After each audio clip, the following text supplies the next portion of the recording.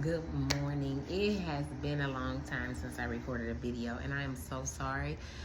I've had a lot, those who know me personally, I've had a lot going on over the last 2 weeks. My daughter was involved in an accident, totaling out her car. It has been hectic. However, I am still standing. My family is still standing.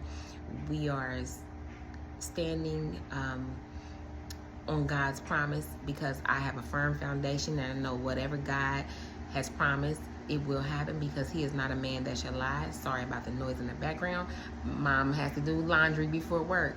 But anyways, I just wanted to come on here and thank you all for who's tuned in.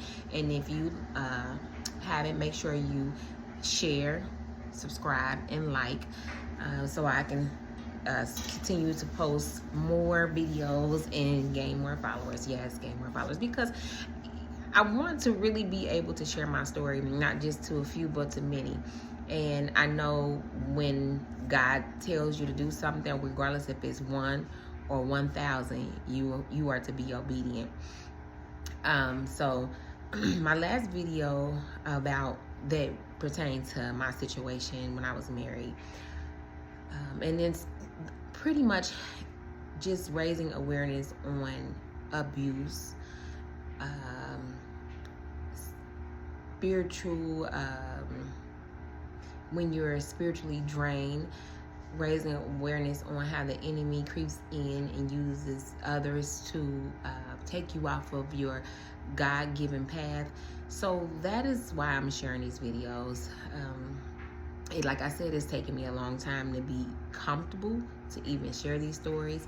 A lot of it I have blocked out, and recently, a lot of it is starting to come back. I remember when I went through therapy, I pretty much put those memories into this box, and I said I don't want to ever bring them out. But with me hiding everything that I've been through and acting like I've never been through such tragedy, I feel that I wasn't able to heal properly. And I can truly say that me recording these videos is bringing me even more peace than I've ever had. Even with my walk with the Lord, I have peace that I can't even explain. I have an understanding that I can't even explain.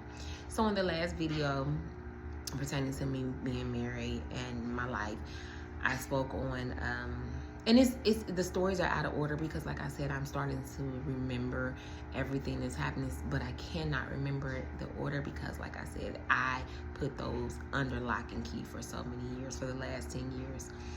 And even when I was in it, I kind of like out of sight, out of mind type of deal. With that being said, so over the last video, I spoke on how he came home, my ex-husband came home, and he had a box of protection, and that was the day that I really can say the enemy had gained full access over me, and I didn't care about anything else. As time went on, I ended up becoming pregnant again, and through that process, I knew he was still doing whatever he was doing, but I was married and I had children with him, and this is somebody I felt I loved. And no, I'm not gonna say I felt I loved. This is somebody I did love, and this is somebody I honestly felt that God placed me with at the moment. Now looking back, I can say I truly placed myself with this individual, and that's okay. I learned a lot of lessons within the marriage. I have 3 beautiful children from the marriage, and I have a testimony that can potentially help someone else come out of a situation that they're in or they may enter into. I remember I was pregnant again, and in this pregnancy, I can remember a story came out about him and everything else. And I was coming back from another city with a friend, and it hit the news. I was getting text messages to check social media about the incident, And as I was driving home, I didn't know what to think. I didn't know if it was true. I didn't know if it was a lie. Whatever the case may have been, I just knew it was unsettling to my soul and to my heart. Someone that I knew for so long, I really didn't know. Me moving overseas started to show me that when you don't have God in the center of a situation, you think you know that person. You think you know people, but you don't, because God is not in it. And so those issues are not being revealed to you beforehand. And I can remember when this incident hit the fan. Once I got home and we started to talk, and like I said, I was pregnant, I ended up falling asleep. And I was in the room with my children. I was putting my daughter to sleep. She was young, and I fell asleep on her bed. And I'm maybe like 4 months pregnant. And I can remember him coming and waking me up. And once I got up, I was apologetic, and I said, "Oh, I'm sorry, I fell asleep. I didn't mean, I wanted to hear what was going on." And I remember him turning to me and saying, "This is why I cheat on you. You're not a great wife. How could you fall asleep at a time like this?" And at the time, I felt like that was true. But what I know now is I was pregnant. I was exhausted. I had other children, and I was dealing with a stressful situation. Not only was I dealing with the news that had just broke, I was dealing with someone who was severely abusive mentally, severely abusive financially, severely abusive physically. And I know people ask me, "Well, why did you move?" And there's many reasons, and I don't have one reason, but I do know I did it, and I do know I don't regret it.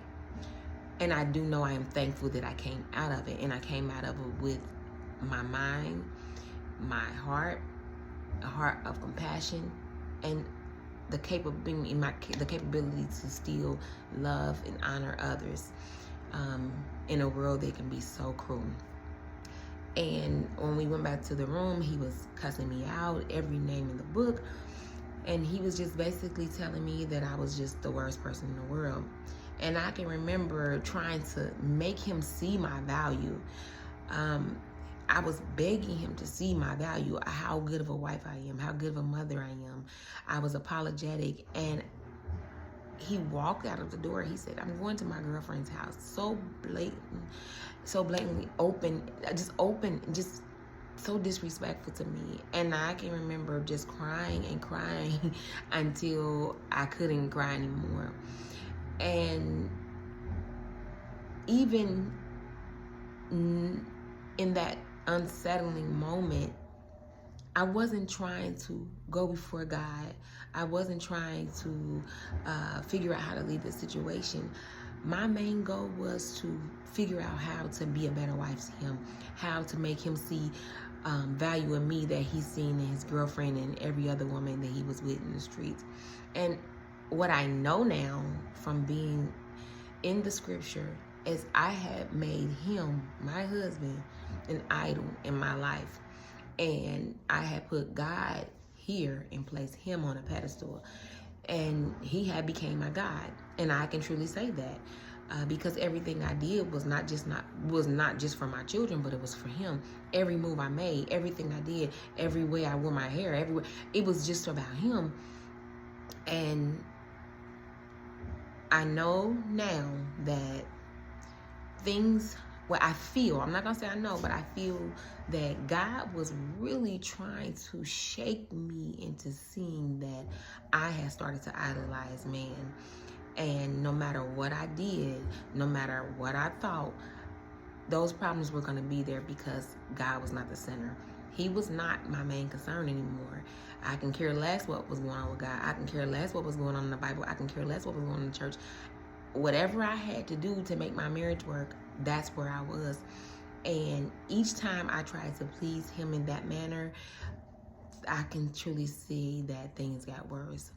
Things began to get worse. He became worse. He became meaner to me. He became more violent. He became more The words he spoke became more degrading. And sometimes we have to go through those things to be able to wake up and go back to the Lord and stay at his feet and be in his presence. So that was just one of the stories that I am remembering. I wanted to tell it because so often when we get in relationships, we make our spouse, we idolize our spouse, we make our spouse our gods. And God is a jealous God. And so once you begin to idolize man or things of the world, you know, he gives you that choice. He gives you free will. He gives you free will to do as you please. And once you choose, you're ultimately living with your choice until you go back in front of God with open arms, with a heart of surrender, a spirit of surrender. So if you are going through something that is close to the situation, I pray that you stay at the feet of God and that you ask him to remove the spirit of idolizing flesh, because it never ends well. It never ends well. And I am a living testimony that it never ends well. I hope you all enjoyed the video. I'm going to start trying to make these videos shorter so that I can tell the stories and that you won't get so bored with them. Hope you all enjoyed the video. Make sure you stay in your word. Make sure you thank God each and every day for allowing you to see another day and walk in your purpose. And I hope you all have a great day. Don't forget to like, share, and subscribe. And leave a comment if you like the video. Thank you. Bye.